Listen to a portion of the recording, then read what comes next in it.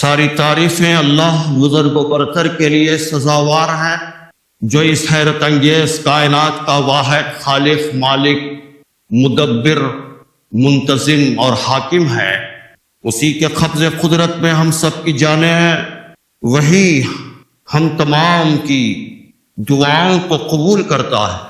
ہم اسی کی عبادت کرتے ہیں، اسی سے استعانت طلب کرتے ہیں، اس کے سوا کسی کے سامنے نہیں جھکتے، اس کے سوا کسی اور کے سامنے ہاتھ نہیں پھیلاتے۔ درود و سلام ہو خاتم النبیین احمد مجتبی محمد الرسول اللہ صلی اللہ علیہ وسلم پر، آپ کے اصحاب رضوان اللہ تعالی اجمعین پر، تابعین، تبع تابعین، تمام بزرگان دین و مجاہدین دین پر۔ بزرگوں، دوستوں، آج عید الفطر ہے۔ عید الفطر اہل اسلام کے لیے مسرت اور شادمانی کا دن ہے۔ عید الفطر مسلمانوں کی اتحاد و یگانگت اور اجتماعیت کا مظہر ہے۔ عید الفطر اعزاز و اکرام کا دن ہے۔ عید الفطر رحمت و مغفرت کی نوید مسرت ہے۔ عید الفطر تہذیب اور شائستگی کا مثالی اقدار کا عظیم نمونہ ہے۔ عید الفطر توبہ و انابت و سعادت مندی کے گوہر مقصود تک پہنچنے کا ذریعہ ہے۔ دوستوں، سعادت مندی کی ابدی منزل اور حاصل کرنے کا ذریعہ قرآن ہے، جو اس مہینے میں نازل ہوا۔ اور یہ جو عید ہے، عید الفطر، یہ دراصل قرآن مجید کے نزول کا جشن ہے۔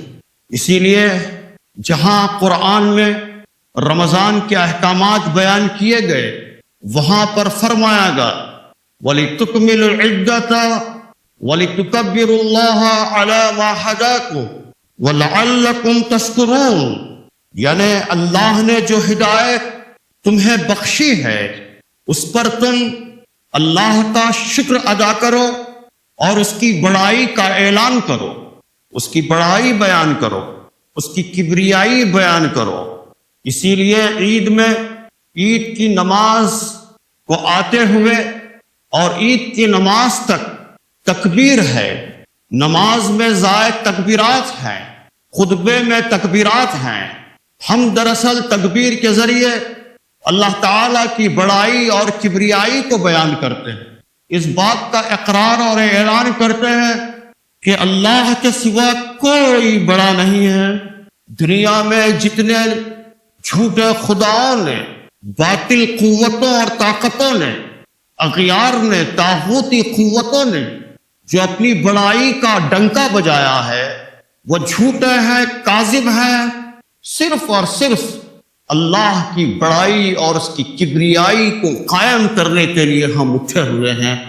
دراصل اس کا اعلان اور اظہار ہے۔ عید کیا ہے؟ عید عربی زبان میں عود کے معنی میں ہے۔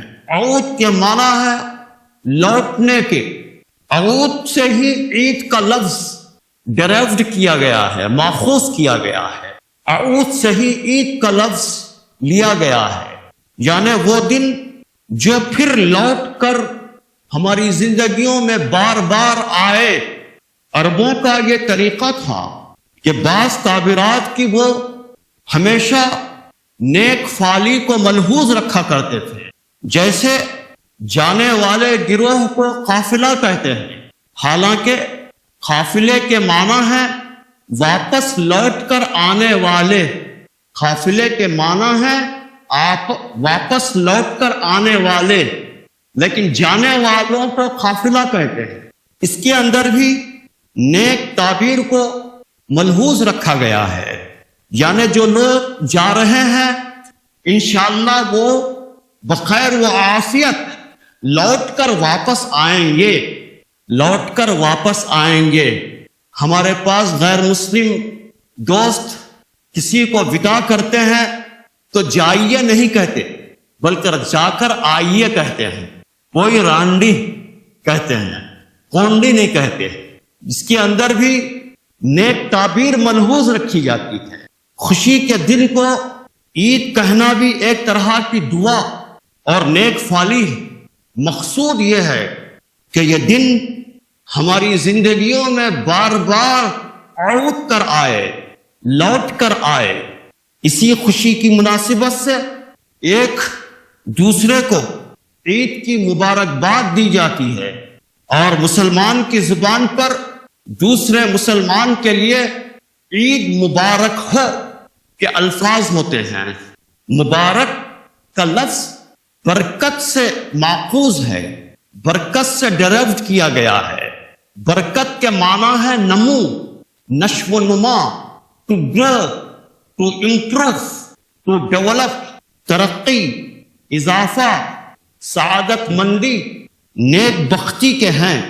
اسی طرح تبارک و تعالی، یہ برکت کا لفظ اتنا بابرکت ہے کہ اللہ تعالی نے خود اپنے نام کے ساتھ تبارک و تعالی رکھا ہے، کہ اللہ تعالی کی ذات مبرہ ہے، اللہ تعالی کی ذات منزہ ہے۔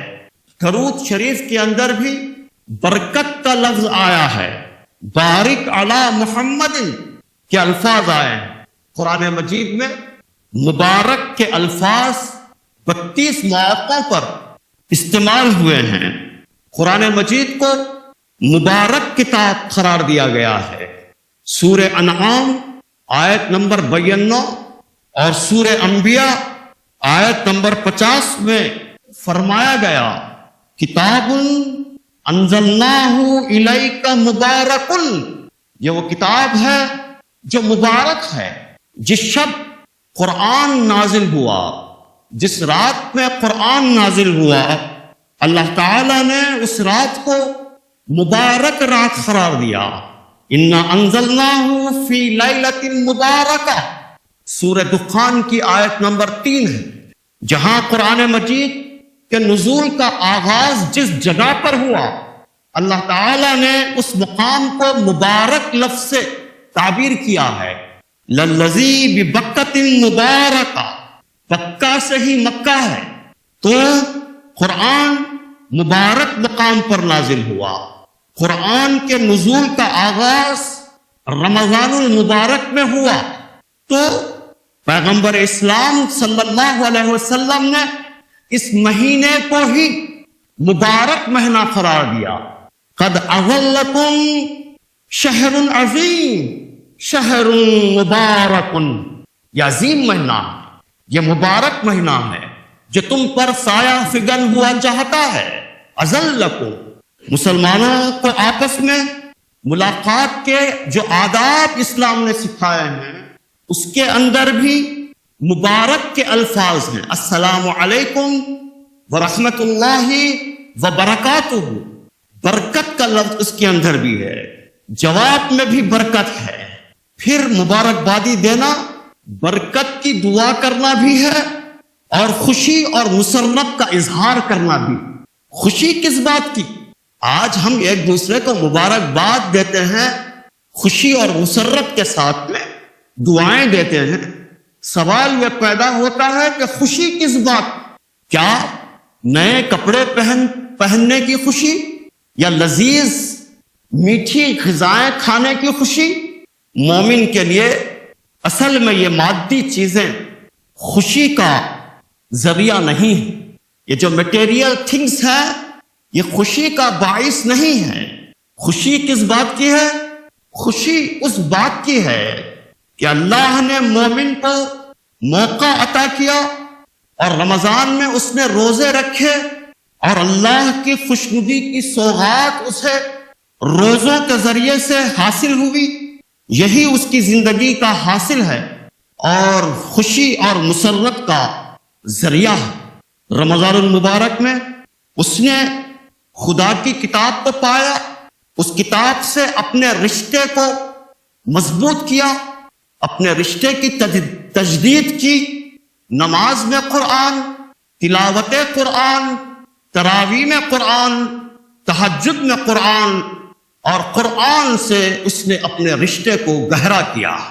اپنے تعلق کو تازہ کیا، قرآن سے اپنے تعلق کو قوی تر کیا، تو اس طرح اس نے جن راتوں کو شب قدر ہونے کا احتمال ہے، ان راتوں کو پوری رات جاگ کر خدا کی چوکٹ پر اپنی پیشانی بچھائے رکھا، گڑ گڑایا، دست سوال کھیلاتا رہا، روتا رہا، عبادت اور بندگی کی جو لذتیں اسے حاصل ہوئیں، عید کے دن اسی توفیق ارزانی پر اللہ تعالیٰ کا وہ شکر ادا کر، اسی پر ایک دوسرے کو مبارکبادی ہے۔ دوستو، عید کے دن دو چیزیں بہت اہم ہیں، ایک اللہ کے حضور شکرانہ اور دوسرے بندوں کے حضور نذرانہ۔ اور اللہ کے نبی صلی اللہ علیہ وسلم نے فرمایا کہ جو شخص فطرہ دینے کی سکت رکھتا ہو اور اس کے باوجود وہ فطرہ ادا نہ کرے تو ایسا شخص ہماری عیدگاہ کو نہ آئے۔ تو اس سے معلوم ہوتا ہے کہ دو چیزیں بہت اہم ہیں۔ محترم حضرات، عید جس کو ہندی میں تہوار کہتے ہیں، انگریزی میں فیسٹیول کہتے ہیں، یہ عیدیں اور عیدین دراصل کسی بھی قوم کی نمائندگی کرتے ہیں، اس کے مزاج، اس کے مذاق، اس کی آئیڈینٹی، اس کے ویلیوز کو ظاہر کرتے ہیں کہ وہ کس مزاج کا دین ہے، وہ اس کو ظاہر کرتے ہیں۔ تہذیب انسانیت کے اندر جب سے انسان سماجی زندگی کا آغاز کیا ہے، شاید ہی تاریخ میں کوئی ایسا لمحہ رہا ہو کہ سال میں 1، 2 یا 5 کسی بھی قوم کی کوئی عید نہ رہی۔ ہر قوم کے اندر ایک عید پائی جاتی ہے، لیکن اسلام نے جو 2 عیدین دیے ہیں اس کے عظیم مقاصد ہیں، اور یہ عید ہمارے ویلیوز کو، ہماری آئیڈینٹی کو ظاہر کرتے ہیں، کیریکٹر کو ظاہر کرتے ہیں۔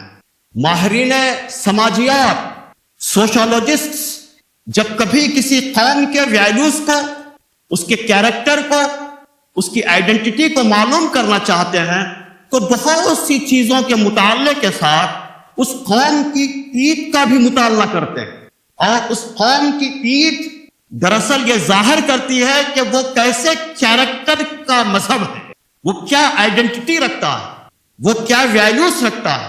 تو دوستو، یہ عید ہمارے ویلیوز کو، ہمارے کیریکٹر کو، ہماری آئیڈینٹی کی نمائندگی کرتا ہے۔ یہ عید کا ایک ایک عمل، کیا چیزیں ہیں وہ جو ریپرزینٹ کرتی ہے عید؟ پہلی چیز جو عید ریپرزینٹ کرتی ہے وہ ہے تنظیم اور اتحاد کا ویلیو۔ تنظیم اور اتحاد کی قدر، سب متحد ہیں۔ ابھی آپ عید کی نماز پڑھیں گے، شانہ بہ شانہ، کھاندے سے کھاندہ لگائے ہوئے مل کر لاکھوں فرزندان توحید صف بستہ ٹھہرے ہوئے ہوں گے۔ کل صبح اخبارات کے اندر جو تصویر عید کے نام پر شائع ہوگی وہ یہی ہوگی کہ صف بستہ ٹھہرے ہوئے لاکھوں فرزندان توحید، یہی ہوگی۔ اور اس سے تفریق مٹ جاتی ہے، چھوٹا بڑا، غریب امیر، بادشاہ و فقیر، سب ایک صف کے اندر ٹھہر گئے، ایک ہی صف میں کھڑے ہوئے، محمود و ایاز، نہ کوئی بندہ رہا نہ کوئی بندہ نواز۔ اسی لیے قرآن مجید میں دوستو اللہ تعالیٰ نے فرمایا، ان اللہ یحب الذین یقاتلون فی سبیلہ صفا، اللہ تعالیٰ ایسے بندوں سے محبت کرتا ہے۔ ان اللہ یحب الذین یقاتلون فی سبیلہ صفا، جو صف بستہ ہو کر لڑتے ہیں، کأنہم بنیان مرصوص، گویا کہ وہ ایک سیسا پلائی ہوئی دیوار ہے۔ 5 مرتبہ محلے کی مسجد میں صف بستہ، ہفتے میں 1 مرتبہ جامع مسجد میں صف بستہ، سال میں 2 مرتبہ عیدگاہ میں صف بستہ، حج کے موقع پر عالمی سطح پر صف بستہ۔ یہ عید الفطر یگانگت کا مظہر ہے، مسلمانوں کی اتحاد اور اتفاق کا مظہر ہے۔ اس کو ظاہر کرتی ہے عید۔ دوستو بزرگوں، عید جو دوسری چیز کو ریپرزینٹ کرتی ہے وہ ہے social out reach. Social out reach کی ویلیو، یعنی سماجی ہم آہنگی کی قدر۔ کل اخبارات کی جو پرکشش تصویر جو اخبارات کے اندر شائع ہوگی وہ کیا ہوگی کہ آپس میں مسلمان ایک دوسرے سے گلے مل رہے ہیں، یہ شائع ہوگی۔ لوگوں کے تعلقات، گرم جوشی، صرف گلے ملنا، ایک دوسرے کے چھاتے سے لگنا نہیں ہے۔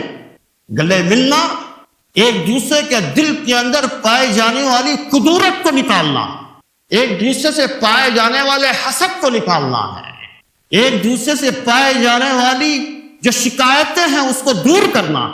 یہ ہے سوشل آؤٹ ریچ کی ویلیو جو عید ریپرزینٹ کرتی ہے، یعنی آپس میں ہم سب کو متحد، منظم، ہمارے دلوں کو صاف کرتی ہے عید۔ اگر یہی ہے مقصود، یہی ہے مقصود فطرت، یہی ہے مسلمانی اخوت کی جہانگیری، محبت کی فراوانی، ہر طرف محبت کی فراوانی۔ السلام علیکم، عید سب لوگوں سے ملاقات ہو رہی ہے، مسلمانوں سے، غیر مسلموں سے، ہر ایک سے گلے مل رہے ہیں۔ اللہ کے نبی صلی اللہ علیہ وسلم نے ایک مرتبہ ایک مجلس میں ایک شخص آیا، فرمایا کہ اگر کوئی شخص جنتی کو دیکھنا چاہتا ہے تو وہ اسے دیکھ لے۔ وہ شخص ابھی آ رہا تھا، اس کو نہیں معلوم ہے۔ حضرت عبداللہ بن عمر رضی اللہ تعالیٰ عنہ فرماتے ہیں، حضرت عبداللہ بن عمر رضی اللہ تعالیٰ عنہ کی جب کوئی روایت آتی ہے تو اس میں محدثین کوئی کلام نہیں کرتے، کوئی جراح نہیں کرتے، اس لیے کہ آپ کی بیان کی ہوئی جو روایت ہوتی ہے اس کو حدیث کی اصطلاحی زبان میں سلسلۃ الذہب کہتے، چین آف دی گولڈ، اس کے اندر کوئی کلام نہیں ہوتا۔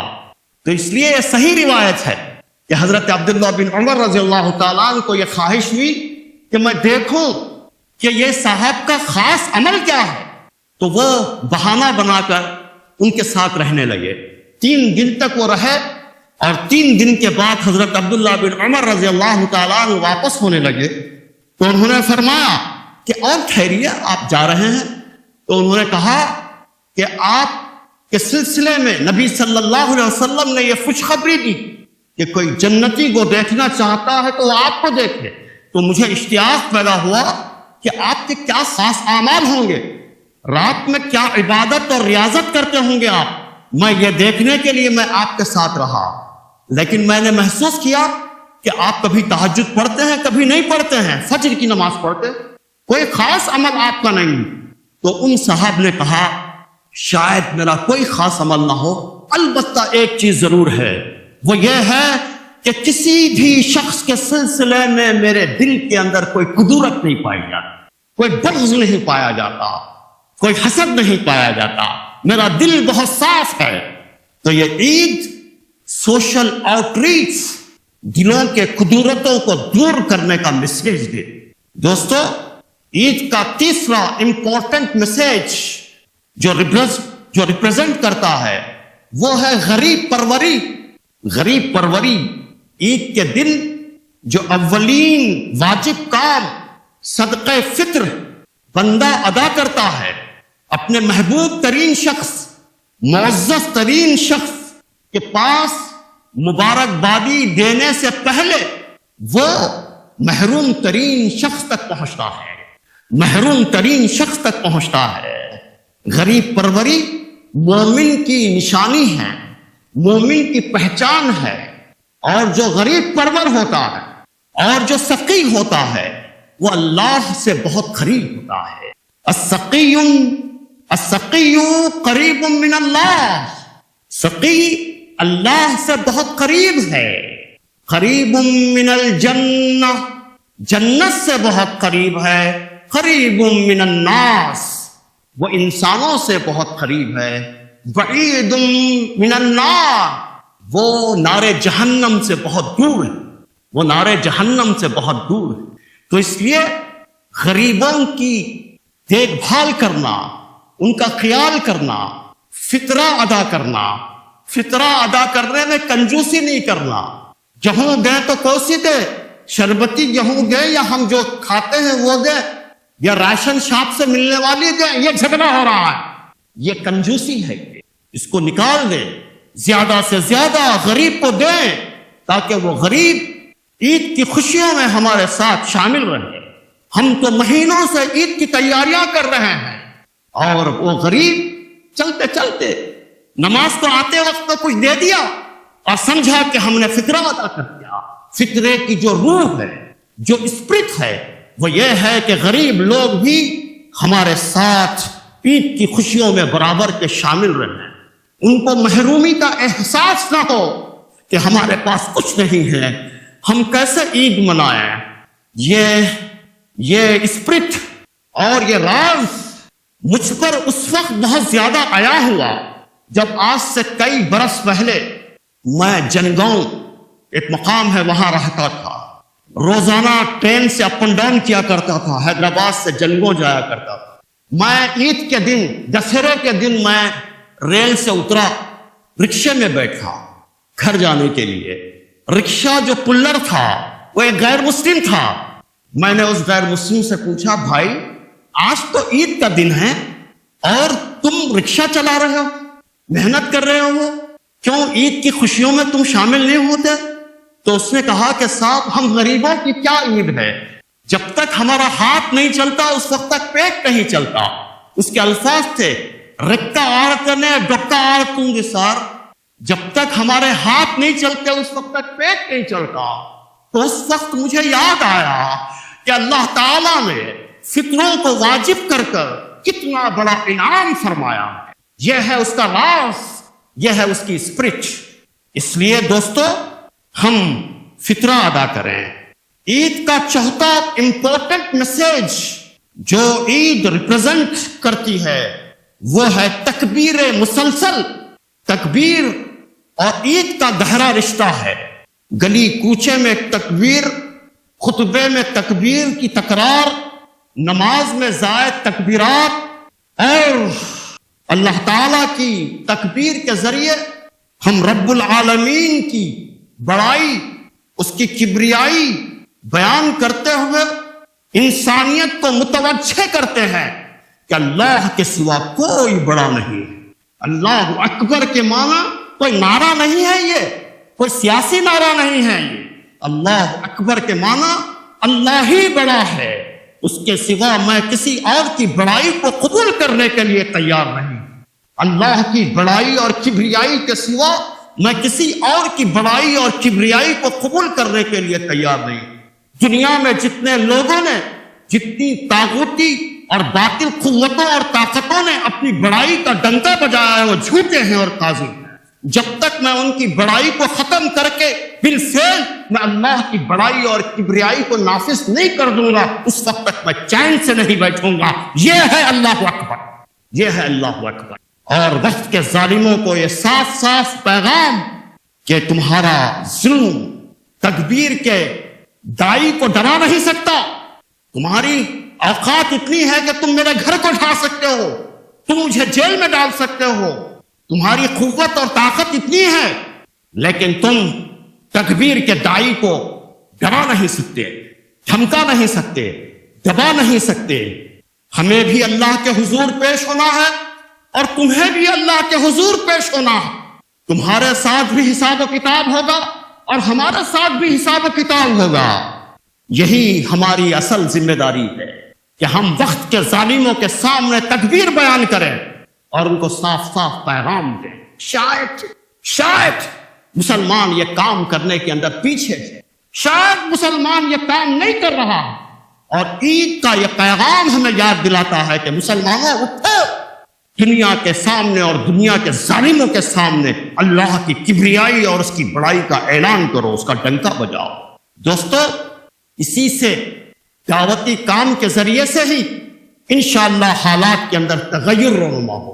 آج حافظ صاحب، امام صاحب نے بھی جن آیتوں کی تلاوت کی وہ یہی ہے، یا ایھا المدثر قم فانذر، اے اوڑھ لپیٹ کر سونے والے اٹھو اٹھو، قم فانذر خبردار کرو، قم فانذر ڈراؤ، قم فانذر اللہ کی کبریائی بیان کرو، فربک فکبر اس کی بڑائی کا اعلان کرو۔ یہ حکم اللہ کے نبی صلی اللہ علیہ وسلم کو اللہ تعالی نے دیا، اور حضرت موسیٰ علیہ السلام سے فرمایا اذهب الى فرعون انه طغى، جاؤ فرعون کے پاس، وہ باغی ہو گیا ہے، وہ باغی ہو گیا ہے۔ تو معلوم یہ ہوا کہ انبیاء کو بھی یہ ذمہ داری دی گئی تھی کہ ظالموں کے سامنے اللہ کی بڑائی اور کبریائی کا اعلان کرے، اور پھر اللہ تعالیٰ نے فرمایا کہ اس شخص سے بڑھ کر اچھی بات اور کس کی ہو سکتی ہے؟ وَمَنْ أَحْسَنُ قَوْلًا مِّمَّنْ دَعَا إِلَى اللَّهِ وَعَمِلَ صَالِحًا، اس شخص سے بڑھ کر بات اور کس کی ہو سکتی ہے؟ قول احسن، اچھی بات، نیک بات اور کس کی ہو سکتی ہے؟ کہ جو لوگوں کو اللہ کی طرف بلائے اور نیک عمل کرے اور کہے کہ میں مسلمانوں میں سے ہوں، میں مسلمانوں میں سے ہوں۔ ان الذین قالوا ربنا اللہ ثم استقاموا، جن لوگوں نے کہا کہ اللہ ہمارا رب ہے اور پھر اس پر جم گئے، اس پر ثابت قدم ہو گئے، اس پر ڈٹ گئے، مسائل، مشکلات، مصائب کا طوفان آیا اور وہ استقامت کی چٹان سے ٹکرا کر پاش پاش ہو گیا، کوئی اس کو متزلزل نہیں کر سکا۔ تتنزل علیہم الملائکہ، اللہ کا فرمان ہے کہ ملائکہ کا نزول ہوگا، ملائکہ کا نزول ہوگا۔ تتنزل علیہم الملائکہ اللہ تخافوا، ڈرو نہیں، اللہ تخافوا ولا تحزنوا، حزن کی کوئی ضرورت نہیں ہے، گھبرانے کی کوئی ضرورت نہیں ہے، یہ لوگ کچھ نہیں کر سکتے، ان کے پاس کوئی طاقت نہیں ہے، اصل طاقت کا منبع اور سورس تو اللہ ہے۔ اور پھر اللہ تعالیٰ نے فرمایا کہ فرشتے کہتے ہیں نحن اولیاؤکم، ہم تمہارے ولی ہیں، ہم تمہارے دوست ہیں، ہم تمہارے دوست ہیں، دوستو ہم تمہارے مددگار ہیں۔ کہاں پر؟ خبر میں نہیں، نحن اولیاؤکم فی الحیات الدنیا، اس دنیا کی زندگی میں بھی، وفی الحیات الدنیا وفی الآخرہ، دنیا کو پہلے لایا ہے، آخرت کو بعد میں لایا ہے، دنیا کی زندگی میں بھی اور آخرت کی زندگی میں۔ عید کی خوشیوں کے لمحات میں ہم مظلوم انسانوں، مصیبت زدہ مسلمانوں کو ہم بھول نہیں سکتے۔ ہم بے گناہ جیلوں میں جو نوجوان CAA اور NRC کے وقت میں گرفتار ہو کر بے گناہ جیلوں کے اندر UPA کے قانون کے تحت وہ جیلوں کے اندر ہیں، اذیتیں جھیل رہے ہیں، ہم ان کو بھول نہیں سکتے، ہم ان کو فراموش نہیں کر سکتے۔ غور کیجئے کہ کیا کبھی پورے رمضان میں ہم نے ان کی رہائی کے لیے کبھی دعا کی؟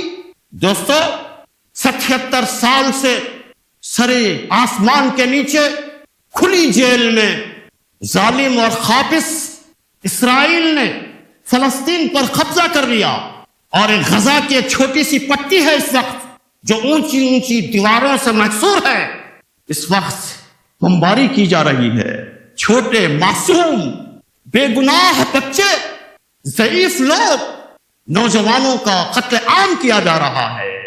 ہم ان شہیدوں کو بھول نہیں سکتے، اس لیے اس موقع پر ہم ان سب کو یاد رکھیں، جتنے مظلومین ہیں ان سب کو یاد رکھیں، اور یہ عید کا پیغام ہے کہ عید کی خوشیوں میں مظلوموں کو یاد رکھنا، محروموں کو یاد رکھنا، ان کے لیے دعائیں کرنا، غریب سے قریب ہونا، غربت کے خاتمے کے لیے کوشش کرنا، اللہ کے پیغام کو بندگان خدا تک پہنچانا، اپنے داعیانہ کردار کو ادا کرنا، اپنے فریضے منصبی کو ادا کرنا، یہ ہے پیغام عید کا۔